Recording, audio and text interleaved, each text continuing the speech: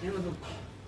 ওইটাই কান্ট ওই book of job থেকে তুলে দিচ্ছে, টেস্টামেন্টের বুক থেকে, যে বলে আমরা ভুল করছি মানুষকে শিখিয়ে যে মানে মরালিটি ঠিক থাকলে, ঠিক পথে থাকলে মানুষের জাগতিক উন্নতি হবে। না, এটা ভুল শিক্ষা দেওয়া হচ্ছে। ওটার সাথে এটা নেই, মরালিটির সাথে কিছু নেই।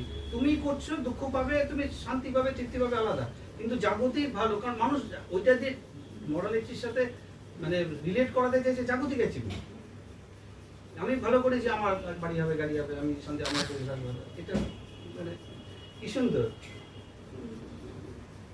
রবীন্দ্রনাথেরও তুমি যদি মানে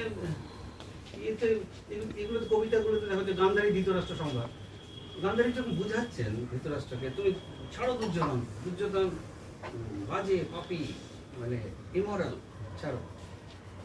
তো বলছে আমি যে ছাড়বো কি ধরবো? বলছে ধর্ম। ধর্ম আমাকে কি দেবে?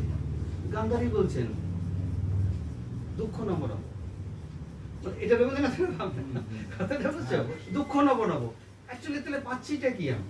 ওদের বলছে অসামান্য দুঃখ মনে করে, হঠাৎ মনে পড়ে গেল দুঃখ নিয়ে বুদ্ধ বলছে দুঃখ দুঃখ, একটা বৃত্তি নির্ভর দুঃখ।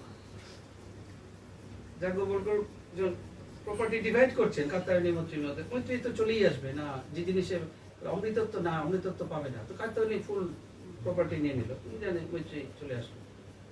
ওখানে এটা খুব পপুলার বলা হয়, যেটা বলা হয় না তার ইমিডিয়েট আগে বৃহদারণ্যক উপনিষদে যেটা বলা হচ্ছে, যাজ্ঞবল্ক্য বলছেন যে যে সুখ বৃত্তি নির্ভর, মানে এই বৃত্ত নির্ভর, সেটা কখনো সুখ শুড বি সেলফ সাফিসিয়েন্ট। যখনই কোনো কিছুর প্রয়োজন হচ্ছে সুখের জন্য, ওই সুখ দুঃখ দেখতে, তোমাকে বস্তু প্রয়োজন হচ্ছে, মানুষ প্রয়োজন হচ্ছে, যে কোনো পিছনে সাফিসিয়েন্ট সুখ সেলফ সাফিসিয়েন্ট। যখনই এটা বুদ্ধের মতের সাথে যে বস্তু নির্ভর বা বৃত্ত নির্ভর, বৃত্ত আমাকে বস্তু দেবে, বস্তু আমাকে আলটিমেট সুখ দেবে।